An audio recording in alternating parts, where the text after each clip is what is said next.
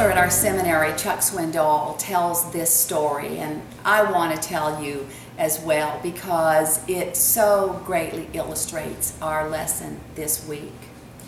A son and his dad owned a little piece of land, but that's about all they had in common. The father liked to take it easy and enjoy life, but the son was almost always in a hurry. Several times a year, they would load up their old ox-drawn cart with the vegetables that they grew on their farm and go to the nearest city to sell their produce. This trip, the son determined that if they walked really fast and kept going all night long, they'd make it to the market early the next morning, they'd get the best spot in the market, and they could sell their produce quicker than anybody else. The dad's response to the son's plan was, "Take it easy, son. You'll last longer."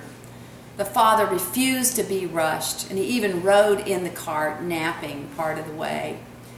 When they were 4 hours down the road on their trip, they came to the boy's uncle's little house, and the father insisted that they stop there for a visit.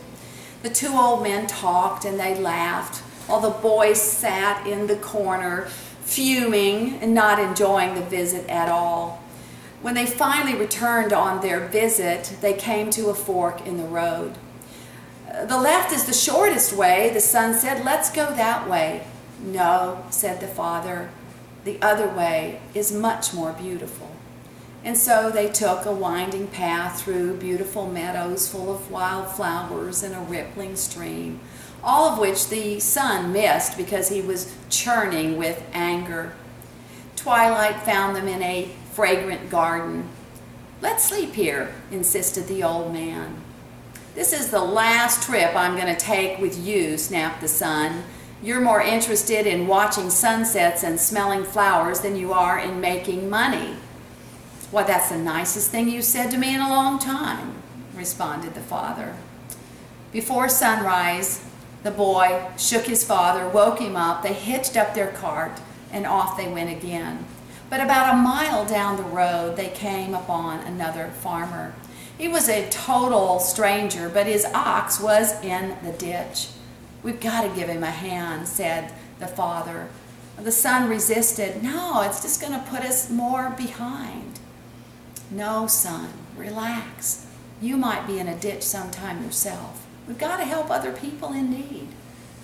Well, it was almost 8 that morning by the time the cart was back on the road.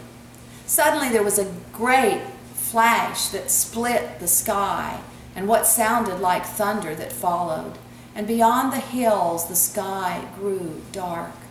"Looks like a big rain in the city," commented the dad.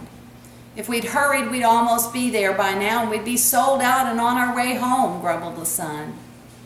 "Take it easy. You'll last longer. You'll enjoy life so much more," counseled the old gentleman. It was late afternoon by the time they got to the hill overlooking the city. They stopped. They stared down at it a long, long time. Neither of them said a word, but finally the young man put his hand on his father's shoulder, and he said, "I see what you mean, Dad." They turned the cart around and began to roll slowly away from what had once been the city of Hiroshima.